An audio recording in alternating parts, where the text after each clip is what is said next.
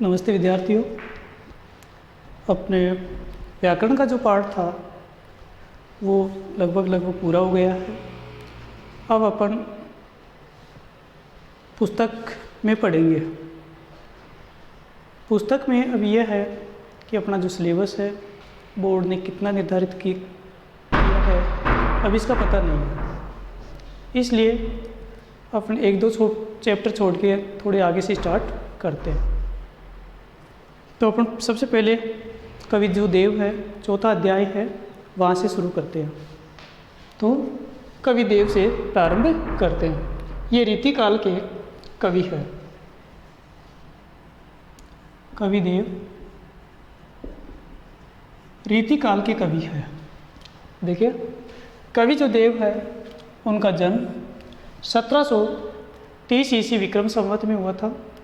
इनका जो देहावसान है वो विक्रम संवत 1824 में हुआ था।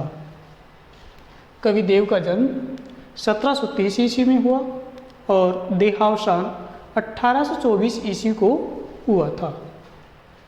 कवि देव का पूरा नाम देवदत्त द्विवेदी था। देवदत्त द्विवेदी था। इनका जन्म इटावा जो उत्तर प्रदेश में स्थित है वहाँ पर हुआ था। कवि देव का जन्म उत्तर प्रदेश के इटावा नामक क्षेत्र में हुआ था। इनके जो गुरु है हित हरिवंश राय है। ये रीतिकाल के कवि माने जाते हैं। कवि देव को रीतिकाल के कवि कहा जाता है।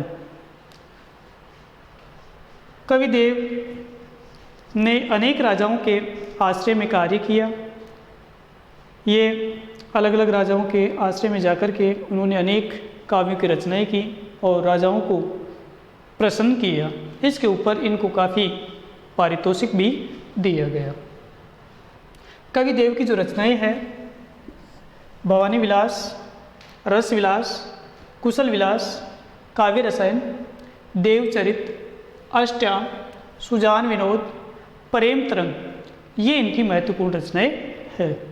कवि देव की जो रचनाएं हैं भवानी विलास, रस विलास, कुशल विलास, काव्य रसायन, देवचरित, अष्टयाम, सुजान विनोद और प्रेम तरंग मानी जाती है। ये इनकी महत्वपूर्ण रचनाएं हैं। इनकी जो रचनाएं हैं 52 हैं, उनमें ये सबसे महत्वपूर्ण है। अब यह है कि जब हम एक प्रश्न होता है कि कोई भी कवि या गद्यकार का परिचय जीवन परिचय लिखिए, तो अपन इसका जब जीवन परिचय लिखते हैं तो उनमें यही चीज़ें लिखी जाती है। सबसे पहले उनका जन्म लिखा जाता है। जीवन परिचय में सबसे पहले उनका जन्म, फिर उसके बाद जन्म के बाद उनका जन्म स्थान कहाँ हुआ था, फिर उनके बाद उनके माता पिता, माता पिता के बाद इनका जो पूरा नाम है वो लिखा जाता है। उसके बाद कोई गुरु है तो गुरु का नाम लिखा जाता है। उसके बाद उन्होंने जो साहित्य क्षेत्र में जो कार्य किया है वो साहित्य क्षेत्र के कार्य लिखे जाते हैं। साहित्य क्षेत्र के कार्य लिखने के बाद उनकी जो रचनाएं हैं उस रचनाओं को तीसरा बिंदु लगाकर रचनाएं लिखी जाती है। तो उनकी जो भी रचनाएं होती है उन रचनाओं को लिखा जाता है। तो इस प्रकार से जीवन परिचय लिखा जाता है। अब कवि देव का जो पाठ है वो शुरू करते हैं। तो सबसे पहले कवि देव ने सवैया और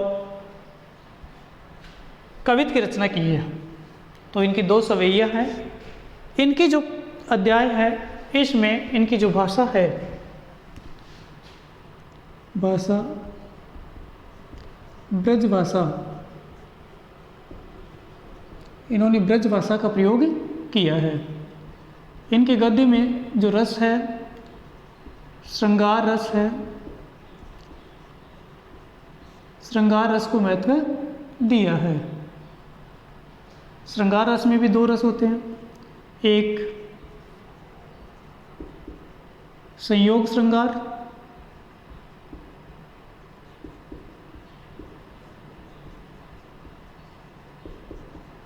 और दूसरा है वियोग श्रृंगार।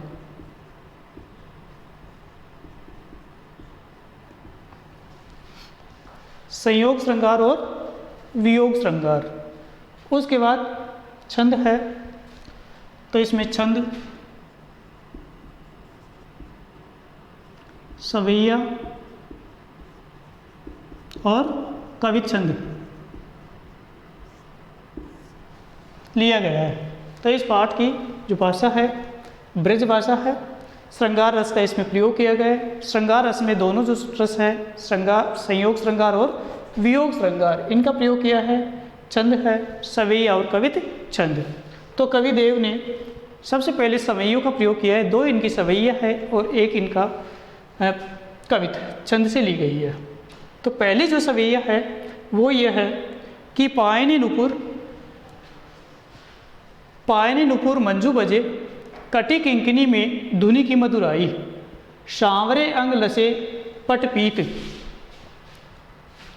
हुलसे वनमाल सुहाई, माथे किरीट बड़े द्रग चंचल, मंद हसी मुख चंद जुनहाई, जे जग मंदिर दीपक सुंदर, श्री ब्रज दूल्हे देव शाही।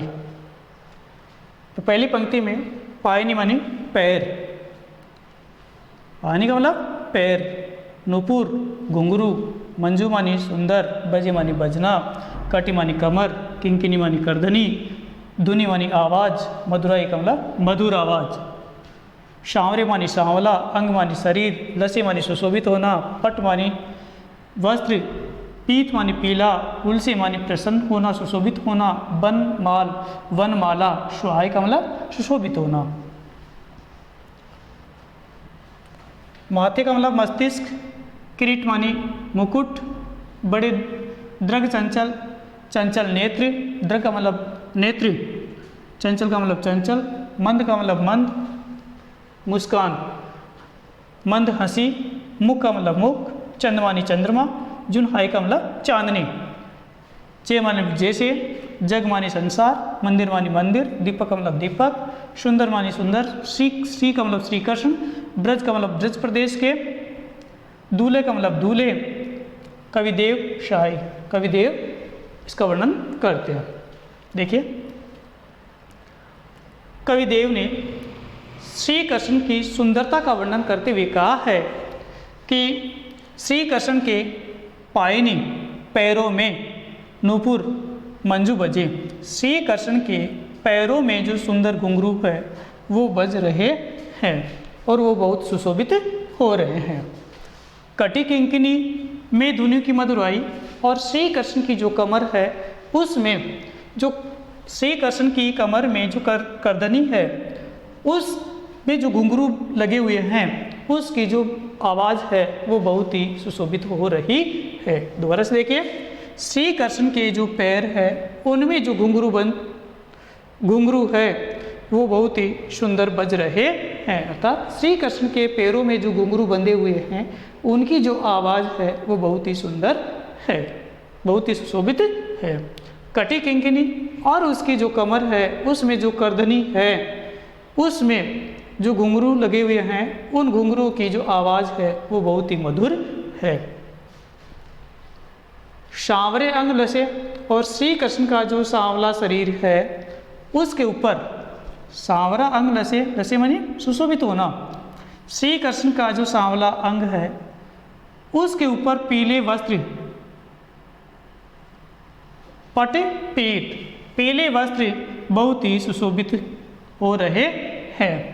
हुलसे वनमाल, और उनके जो वक्ष स्थल है उस वक्ष स्थल के ऊपर वनमाला है वो बहुत ही सुशोभित हो रही है। दोबारा से देखिए, श्री कृष्ण के पैरों में जो सुंदर घुंघरू बंधे हुए हैं वह बहुत ही उसकी मधुर आवाज़ है। कटी किंकिनी, और उनके कमर में जो करधनी बंधी हुई है उसके जो घुंघरू है उनमें बहुत ही मधुर आवाज़ निकल रही है, अर्थात उनकी जो आवाज़ है वो बहुत ही सुशोभित हो रही है। सांवरे अंग लसे, श्री कृष्ण का जो सांवला शरीर है वो उसके ऊपर जो पीला वस्त्र है वो बहुत ही सुशोभित हो रहा है। ये इसको ऐसे कह सकते हैं कि श्री कृष्ण के सांवले शरीर पर पीला वस्त्र व वनमाला, फूलों की जो माला है वो बहुत ही सुशोभित लग रही है। माथे किरीट बड़े दृढ़ चंचल, श्री कृष्ण के मस्तिष्क के ऊपर जो मोर से बना हुआ जो मुकुट है वो बहुत ही सुशोभित हो रहा है। श्री कृष्ण के मस्तिष्क पर मोर मुकुट जो है वो बहुत ही सुशोभित लग रहा है। बड़े दृढ़ चंचल और उनके जो नेत्र है वो बहुत ही सुशोभित है, बड़े चंचल है। श्री कृष्ण के जो नेत्र है वो बहुत ही चंचल है। कैसे हैं वो? बड़े हैं। श्री कृष्ण के जो बड़े नेत्र है वो बहुत ही चंचल है।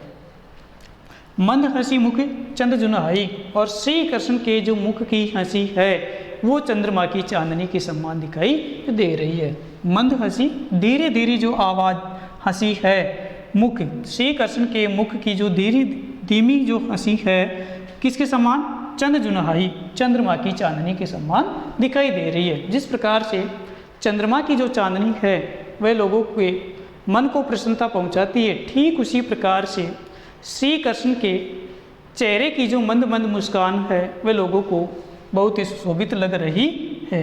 यहाँ पर उपमा अलंकार है। कौन सा? उपमा अलंकार।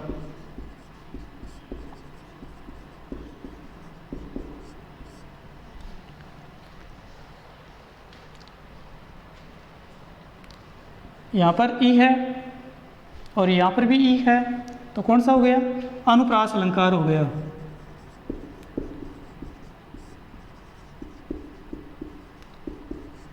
कैसे? कि जब शब्द के अंत में तुकांतता बनी हुई हो तो उसे क्या कहते हैं? अंत्यानुप्रास अलंकार कहते हैं। तो इसको अंत्यानुप्रास भी कह सकते हैं और सीधा अनुप्रास अलंकार भी कह सकते हैं। जे जग मंदिर दीपक सुंदर, श्री ब्रज दूल्हे देव साई।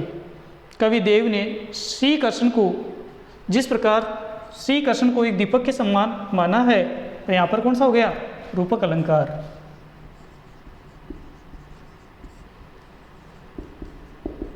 रूपक अलंकार। तो जे जग मंदिर, जग का मतलब संसार, मंदिर का मतलब मंदिर, कि श्री कृष्ण है वह संसार रूपी मंदिर में किसके समान?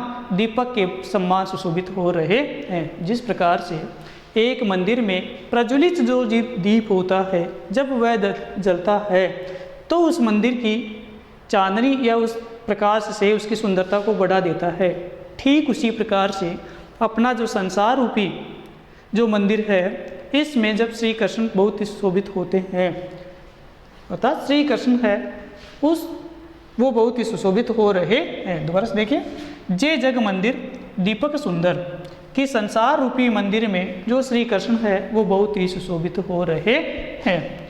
श्री ब्रज दूल्हे देव साई, श्री कृष्ण कवि देव ने वर्णन करते हुए कहा है कि ब्रज प्रदेश के दूल्हे श्री कृष्ण बहुत ही सुंदर लग रहे हैं। और देख लो दोबारा से, श्री कृष्ण के पैरों में बंधे हुए जो घुंघरू है उनकी निकलने वाली जो आवाज़ है वो बहुत ही सुशोभित है, अर्थात श्री कृष्ण के पैरों में जो घुंघरू है उनकी आवाज़ बहुत ही मधुर है, और उनके कमर में जो करदनी बंधी हुई है उसके घुंघरू से निकलने वाली जो मधुर आवाज़ है बहुत ही सुशोभित लग रही है। सांवरे अंग लसे पटपीठ उलसे वनमाल स्वाई, और श्री कृष्ण का जो सांवला शरीर है उसके ऊपर जो पीले वस्त्र और उनके वक्ष स्थल पर जो फूलों की जो माला है वो बहुत ही सुशोभित हो रही है। माथे किरीट बड़े दृढ़ चंचल, और श्री कृष्ण के मस्तिष्क के ऊपर मोर मुकुट है वो बहुत ही सुंदर लग रहा है या सुशोभित लग रहा है। माथे किरीट, माथे मतलब मस्तिष्क, श्री कृष्ण के मस्तिष्क के ऊपर जो मोर मुकुट है वो बहुत ही सुशोभित लग रहा है। बड़े दृढ़ चंचल, और उन श्री कृष्ण के जो नेत्र है वो बड़े बड़े या विशाल है, जो बड़े ही चंचल दिखाई दे रहे हैं। मंद हरी हंसी मुख चंद्र जुनहाई, और उनके चेहरे की जो हंसी है वो किसके समान? चंद्रमा की चांदनी के समान दिखाई दे रही है, जो लोगों को क्या करती है? सुख पहुंचाने वाली होती है। जे जग मंदिर दीपक सुंदर, श्री कृष्ण संसार रूपी मंदिर के दीपक के समान बहुत ही सुंदर लग रहे हैं। श्री ब्रज दूल्हे देव साई, कवि जो देव है वो ये कहते हैं कि ब्रज प्रदेश के दूल्हे श्री कृष्ण बहुत ही सुशोभित लग रहे हैं। दूसरा सवैया देखिए, धार में दहाय दसी निर्धार हुए, जाय फसी उक्षी न अबेरी, री अंगराई गिरी गहरी गई फेरी फिरी ओ गिरी नहीं गेरी। देव कछु अपनो बसना रस लालच लाल चिते भई चेरी, बेगी ही बूढ़ी गई पंखियाँ आँखियाँ मधु की मक्खियाँ बही मेरी। देखिए, धार, धार मानी धारा, धाय मानी जाकर के, दसी, दसी का मतलब 10 जाना, धार का मतलब धारा, में धाय जाकर, दसी का मतलब 10 जाना, निर्धार बिना धार वे गए, जाए फंसी जाकर के फंस गई, उक्सी का मतलब निकालने पर भी, न अबेरी नहीं निकलती है, अबेरी का मतलब नहीं निकलती है। री अंगराई, अंगराई का मतलब अंगड़ाई लेकर के, गिरी का मतलब गिर जाना, गहरी का मतलब गहरी, गही गहरी यानी इतनी गहराई पर, फेरे फिर से, फिरी दोबारा से, ओ गिरी नहीं गेरी अर्थात निकालने पर भी नहीं निकलती है। देव कछु अपनो बस ना, कवि देव कहते हैं कि इसमें अपना कोई वश नहीं है। लालच का मतलब लालची, लाल का मतलब श्री कृष्ण, चिते मन हृदय, चित्त में, बई चेरी अर्थात उसके हृदय में उदासी के सम्मान हो गई है, बेगी मतलब जल्दी सी, बूढ़ी का मतलब डूब गई, पंखियाँ पंखियाँ मतलब पंखों में, आँखियाँ का मतलब आँखों में, मधु मतलब शहद और मक्खियाँ का मतलब मक्खियाँ। देखो, जो श्री कृष्ण है उसकी एक जो गोपी है वो अपनी सखी से कहती है, एक गोपी अपनी सखी से कहती है कि उस गोपी की जो आंखें हैं श्री कृष्ण के चेहरे पर जाकर के इस प्रकार से टिक गई है कि उसको हटाने पर भी वह नहीं हट पाती है। बार बार श्री कृष्ण के चेहरे से वह अपनी आंखों को हटाना चाहती है, लेकिन उस नायिका की जो आंखें हैं वो श्री कृष्ण के चेहरे से नहीं हटती है, यानी बार बार हटाने पर भी वह वहीं आकर के टिक जाती है। इसलिए वो कहती है, नायिका कहती है कि मैं श्री कृष्ण की एक दासी के समान हो गई हूँ जो हमेशा उनके पास में ही रहना चाहती हूँ। देखो, धार में धाय दसी निर्धार हुए, एक जो गोपी है अपनी सखी से कहती है कि हे सखी, मेरी जो आंखें हैं वो एक धार में अर्थात एक धारा में जाकर के इस प्रकार से फंस गई है।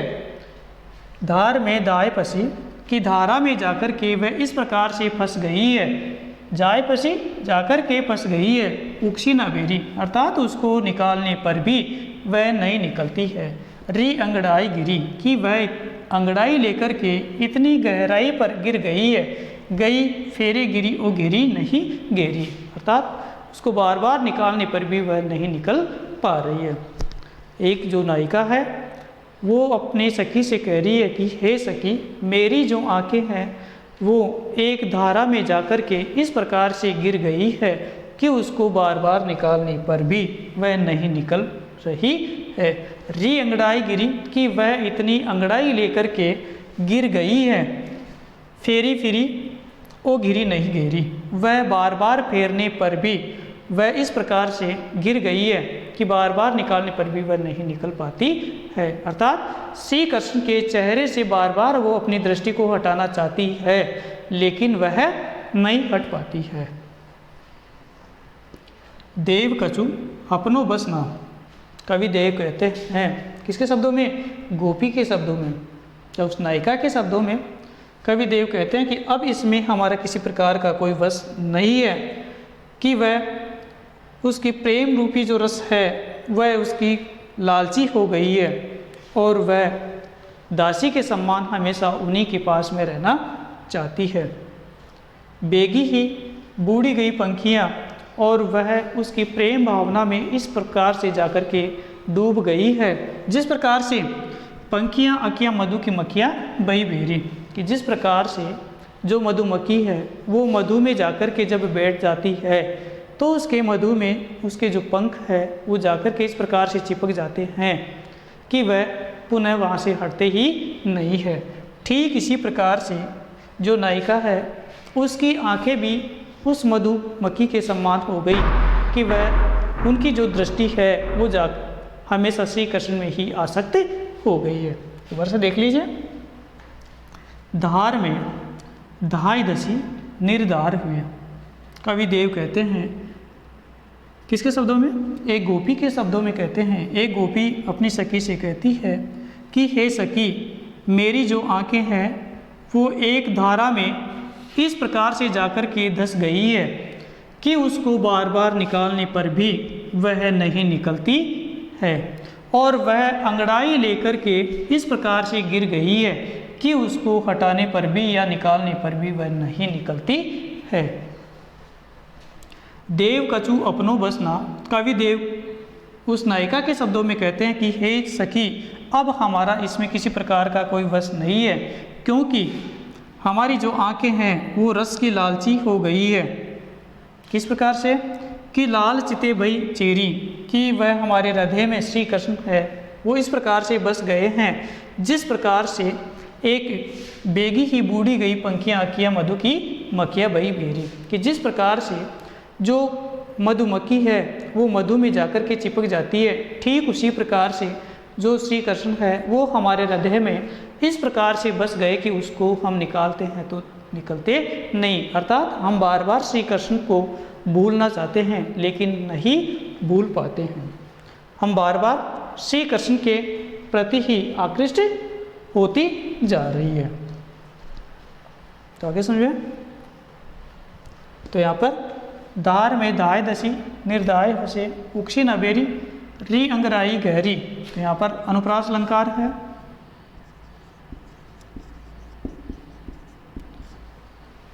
अबेरी और घेरी दोनों में क्या है? समानता है, तुकांता है। इस कारण भी क्या है? अनुप्रास अलंकार है। देव कछु अपनो बसना रस लालच, तो यहाँ पर रूपक अलंकार है। बेगी ही बूढ़ी पंखियाँ, तो इसमें अनुप्रास अलंकार है। मैं की आवृत्ति हो रही है और इधर री और इधर भी री, तो दोनों में क्या है? अनुप्रास अलंकार है। अनुप्रास अलंकार है। तो इस प्रकार से अनुप्रास और यहाँ पर रूपक अलंकार।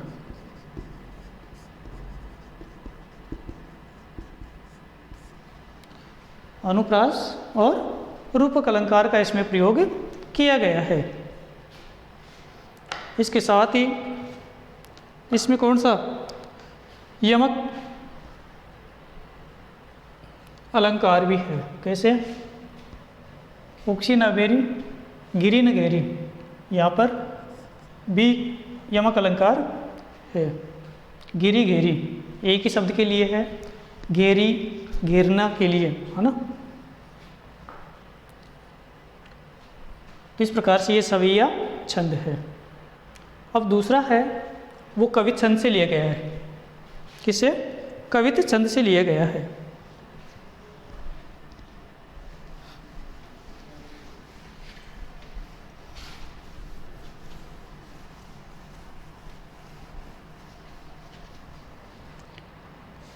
जहरी जहरी जीनी बूंद है, कवित छंद से है।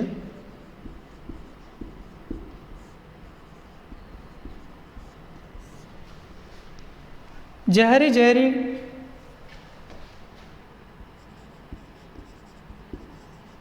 जहरी जहरी झीनी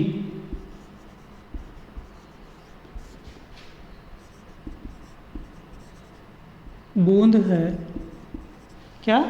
जहरी जहरी जीनी बूंद है परती मानो, बूंद है परती मानो। गहरी गहरी, गहरी गहरी गठा, गहरी गहरी गठा घेरी है गगन में, क्या? जहरी जहरी जीनी बूंद है परती मानो, गहरी गहरी घटा घेरी है गगन में, आनी कयो श्याम मोसो।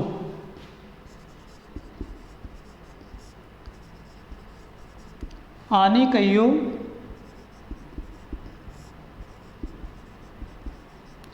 श्याम मोसो,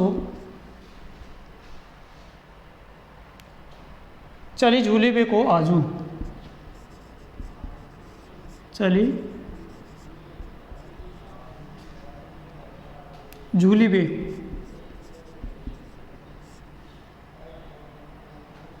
को आजू, फूली ना समानी,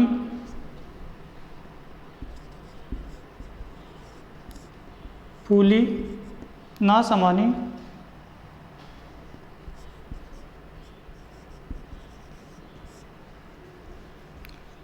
फूली ना समानी ऐसी बही हो मगन में, ऐसी बही ऐसी हो मगन में।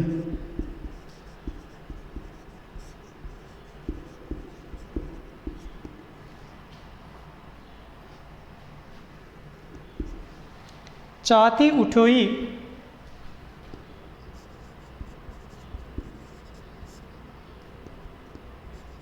चाहती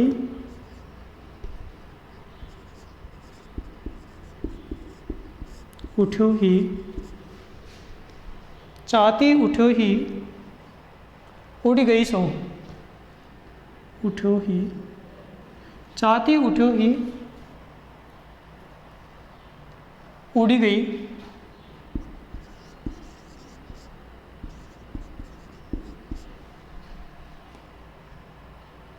उड़ी गई सो निगोड़ी नींद, उड़ी गई सो निगोड़ी नींद, सोए गए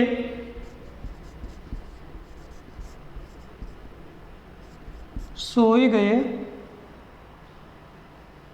भाग मेरे,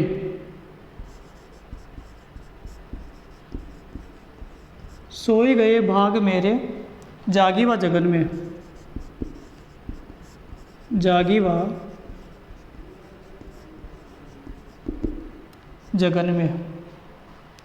आँखें खोली देखी तो, आँखें खोली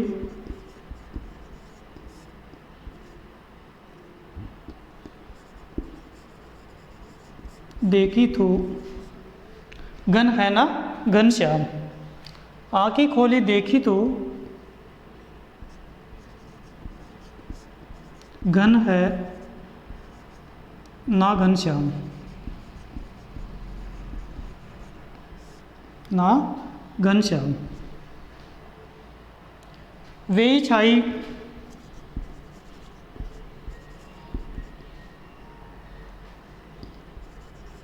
वेई छाई बूंदे मेरे, वेई छाई बूंदे मेरे आंसू हुए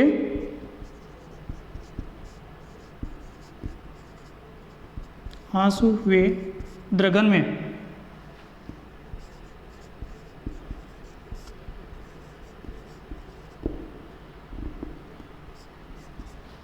देखिए तीसरा जो पद्य है वो कवित छंद से लिया गया है। इस छंद में जहरी जहरी जीनी बूंद है, जहरी जहरी जीनी बूंद है, परती मानो गहरी गहरी गठा घेरी है गगन में, आनी कहियो श्याम मोसो चली झूली बेको आजू, फूली ना समानी भई ऐसी हो मगन में, चाहती उठोई उड़ी गई सो निगोड़ी नींद, सोई गए भाग मेरी वा जगन में, आँखी खोली देखी तो घन है न घन श्याम, वेई छाई बूंदे मेरे आंसू हुए द्रगन में। तो कवि देव ने जब जो नायिका है वो जब सोती रहती है और सोते हुए जब स्वप्न देखती है, उस स्वप्न में जब श्री कृष्ण से मिलना होता है, श्री कृष्ण उसको झूला झूलने के लिए आकर के कहता है, उसी समय क्या हो जाती है, उनके नेत्र खुल जाते हैं, उनका स्वप्न टूट जाता है। तो उसका स्वप्न टूटने पर जब वह देखती है तो वहाँ पर न तो उनको श्री कृष्ण ही दिखाई देते हैं और न चारों ओर बादल ही दिखाई देते हैं। तो वह बहुत दुखी होती है। इसी दुखी होने पर उसकी आंखों से जो अश्रुधारा है वो बहने लगते हैं। इसी व्यथा का इसमें वर्णन किया गया है। यहाँ पर संयोग और वियोग दोनों प्रकार के रस का प्रयोग किया गया है। तो श्रृंगार रस का प्रयोग किया गया है। देखिए, जहरी जहरी यानी पतली पतली जीनी बूंद, जहरी जहरी लगातार गिरने वाली जो पतली पतली बूंदें हैं उसका प्रति का मतलब गिरती है, मानो का मतलब मानो। तो यहाँ पर मानो, मन हो, जन हो, कौन सा हो गया, उत्प्रेक्षा अलंकार। तो इस हिसाब से उत्प्रेक्षा अलंकार।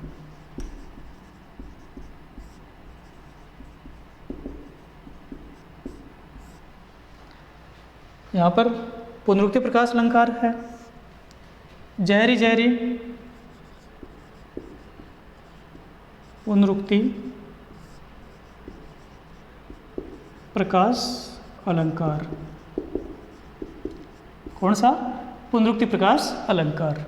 जय वर्ण की आवर्ती होने के कारण क्या हो गया, अनुप्रास अलंकार भी हो गया, अनुप्रास अलंकार। तो यहाँ पर जहरी जहरी जीनी बूंद है, तो यहाँ पर एक तो जहरी जहरी के हिसाब से पुनरुक्ति प्रकाश अलंकार हो गया। जय वर्ण की आवर्ती हो रही है, हिसाब से कौन सा हो गया, अनुप्रास हो गया। प्रति मानो, तो यहाँ पर प्रति मानो के हिसाब से उत्प्रेक्षा अलंकार। गहरी गहरी गठा घेरी है गगन में, तो यहाँ पर गहरी गहरी जो वर्ण है उसकी आवृत्ति क्या हो रही है, बार बार हो रही है। तो यहाँ पर क्या हो गया, छः का अनुप्रास अलंकार हो गया। तो इसको अनुप्रास भी कह सकते हैं, छः का अनुप्रास अलंकार भी कह सकते हैं। तो छः का अनुप्रास अलंकार हो गया। आने कहियो श्याम मोसो, आने का मतलब आने के लिए, कहियो मानी कहना, श्याम मतलब श्री कृष्ण, मोसो का मतलब मुझसे, चली झूली को क्या कहते हैं, चली मानी चलना, झूली को मतलब झूलना, आज मानी आज, फूली न समानी मुहावरा है, अत्यधिक प्रसन्न होना, वही ऐस हो गई, ऐसी हो, अर्थात वह ऐसी हो गई है मगन में, मन में, कि क्या हो गई, प्रसन्न हो गई है। चाहती यानी वह चाहती है, उठो ही उठना यानी वह उठना नहीं चाहती है, उड़ गई सो निगोड़ी नींद, यानी उठते ही उसकी जो नींद है वो क्या हो जाती है, उड़ जाती है। निगोड़ी शब्द है, इसका अर्थ एक जिसी प्रकार से कोई गाली शब्द में प्रयोग लेते हैं तो ठीक इसी प्रकार से निगोड़ी कमल होता है, निगोड़ी होता है वैसे, या बेकार भी कह सकते हैं इसको। सोए गए, सो गए, भाग का मतलब भाग्य, जागी का मतलब जाग जाने पर, जगन में, मन में, आँखें खोली, आँखें खोल करके देखी, देखती है। तो घन का मतलब बादल और घनश्याम का मतलब श्री कृष्ण। तो यहाँ पर घन और घनश्याम दो शब्द हैं। वे ही छाई अर्थात वो ही, छाई का मतलब छा जाना, बूंदे किसके रूप में, वर्षा बूंदों के रूप में, कौन, आंसू।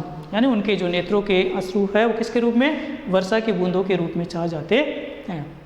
तो देखिए इसका अर्थ, जहरी जहरी जहरी जहरी जीनी बूंद है प्रतिमानो।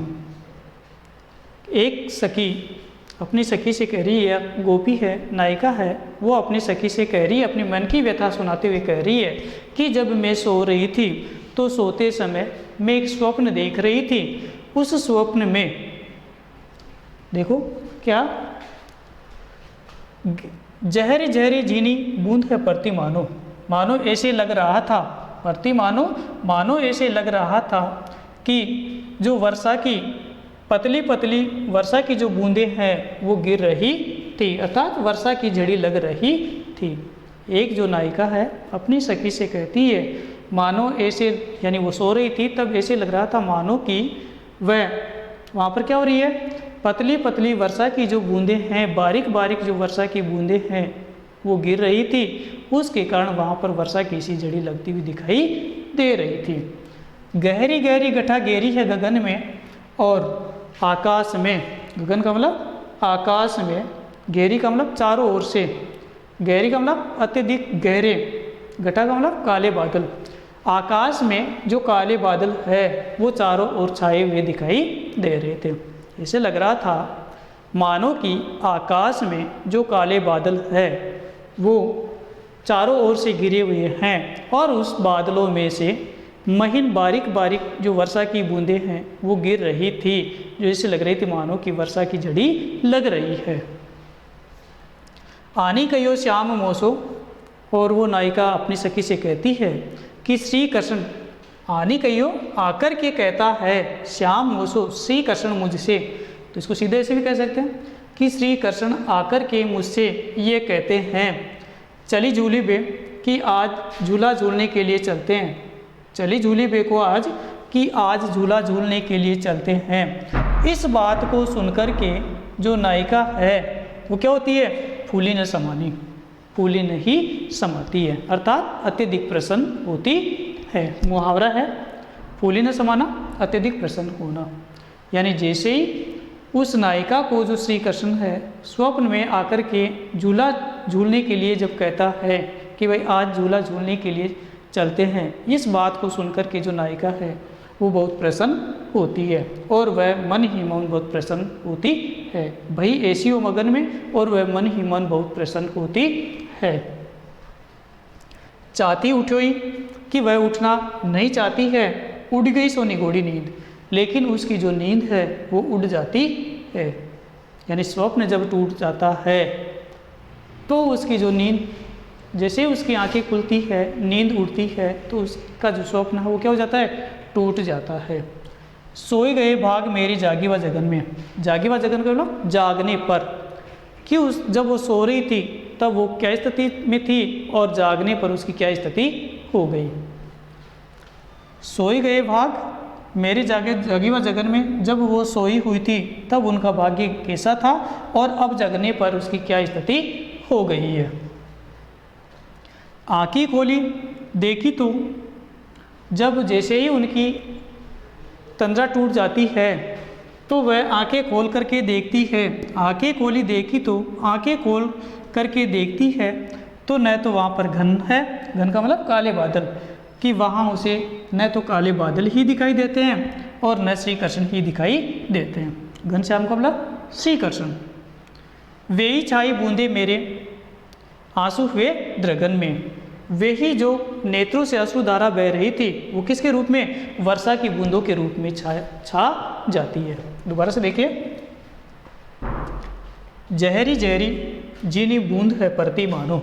एक जो नायिका है अपने जो सखी है उस सखी से कहती है कि मानो ऐसे लग रही है कि पतली पतली जो वर्षा की बूंदें हैं वो गिर रही है और वो चारों ओर छा जाती है। गहरी गहरी गठा घेरी गगन में, कि आकाश में काले काले जो बादल है वो चारों ओर छाए हुए हैं। तो वैसे देखिए कि आकाश में काले जो बादल है वो इस प्रकार से छाए हुए हैं, यानी चारों ओर छाए हुए हैं। उन काले बादलों से गहरी गहरी जो पतली बूंदें हैं वो गिर रही है, और वो गिर करके कैसी लग रही है, मानो वर्षा की झड़ी लग गई है। आनी कहियो श्याम मोसो, और जो श्री कृष्ण है यानी जो नायिका है जब सो रही थी तो वो अपनी सखी से कहती है कि मुझे ऐसे लग रहा था मानो कि जो श्री कृष्ण है वो आकर के मुझसे कहते हैं कि चलो झूली बेको आजू, कि आज झूला झूलने के लिए चलते हैं। इस बात को सुनकर के जो गोपी है वह बहुत प्रसन्न होती है, फूली न समानी, बहुत प्रसन्न होती है भाई ऐसी हो मगन में, और वह मन ही मौन बहुत प्रसन्न होती है। कब? श्री कृष्ण स्वप्न में उसे आकर के झूला झूलने के लिए कहते हैं, तब वह बहुत प्रसन्न होती है। चाहती उठोई, वह उठना नहीं चाहती थी, उड़ गई सो निगोड़ी नींद, लेकिन उसकी जो निगोड़ी नींद है वह उड़ जाती है, तो वह क्या हो जाती है, उठ जाती है। तो जो सोते समय उसके जो भाग्य में क्या स्थिति थी और अब जग जाने पर उसकी क्या व्यथा हो गई है। सोए गए भाग, कि उसके जो सोए हुए भाग थे मेरे जागे व जगन में, कि उसके जगने पर क्या स्थिति हो गई है। आँखें खोली देखी तो, आँखें खोल कर जब उसने देखा तो वहाँ न तो काले बादल ही थे न घनश्याम अर्थात श्री कृष्ण ही थे। यानी जब